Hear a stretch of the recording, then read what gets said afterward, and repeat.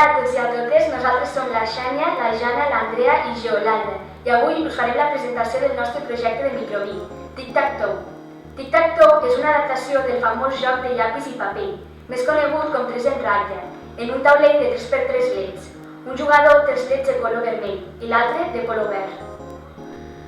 Microbit és un miniordenador de butxaca que permet ensenyar programació i electrònica de manera senzilla a les escoles. La programació es fa per web, mitjançant blocs com el Scratch o el Snap. El microbit està connectat a una placa per controlar 9 leds, ja que el microbit no té tantes sortides per controlar tants leds.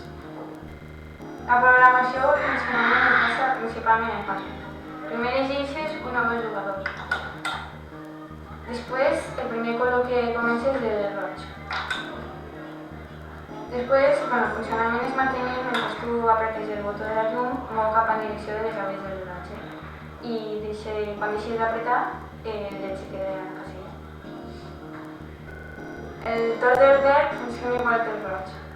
I l'últim que queda és saber si el vermell ha guanyat, si han quedat en empat o el verd ha guanyat.